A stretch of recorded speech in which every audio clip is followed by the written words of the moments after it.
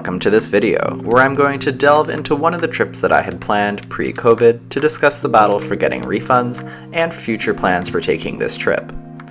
First off, we meet my exciting Austria and Mauritius trip, which I had planned and booked for May of 2020.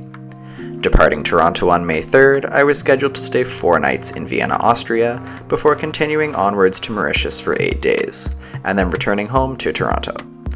Though it seems like a strange pairing, the cost of the round-trip flight from Toronto to Mauritius was the same as taking a stop in Vienna on the way there, so why not add it into the trip? Now, flashback to me in April of 2020, with lockdowns already widespread since mid-March, and saying to myself, oh, the trip's still 1 month away, we should be good to go by then, right? Versus me now, sitting at home 12 months into the pandemic. Needless to say, I was a little over-optimistic and did have to cancel the trip.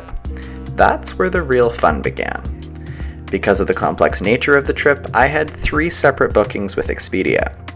Since Expedia is a third-party booking service, I wasn't looking forward to what I expected to be a nightmare of trying to get my money back, and since we were still at the beginning of the pandemic, a lot of the cancellation and change policies were still rapidly evolving. So I began my battle. The first booking I dealt with was the flight booking. I'd booked the flight on Expedia, but the ticket was issued by Air Canada, with flights operated by a mixture of Air Canada, Austrian, Edelweiss, and British Airways. Sounds messy, right? Thankfully, Air Canada, as the seller of the ticket, was the only airline I actually had to deal with. In accordance with Air Canada's policy, Expedia offered me a credit for the full amount of my flight, a cool $1,303.35 Canadian. The initial policy was that I could use the credit up until April 2022, but I was able to have the credit converted to a travel voucher with no expiry date. Next up, I cancelled my rental car in Mauritius. The rental car booking was packaged through Expedia with the accommodation in Mauritius for a total price of 2,600 Canadian. When it came to cancelling, however, the amounts for the car and the hotel were split and dealt with separately. Nice and easy. Sixt, the company I had booked the car with, offered a full refund on the amount for the rental.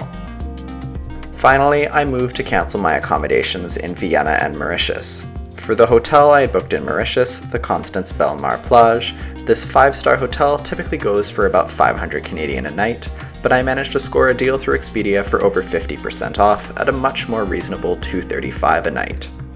The original cancellation policy when I made the booking back in November of 2019 was that if I cancelled by April 22nd of 2020, then I'd receive the full refund.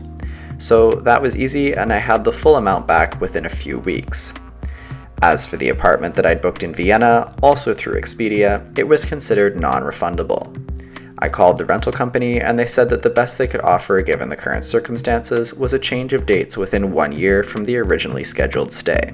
So, with no other option besides to forfeit the $900, I rebooked for May of 2021, the furthest in the future that they would let me.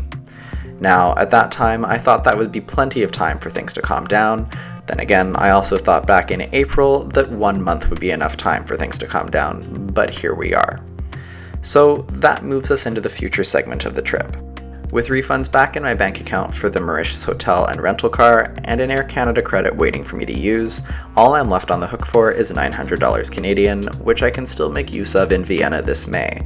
Though seeming unlikely, I'll probably plead with them to alter the dates further into the future yet again.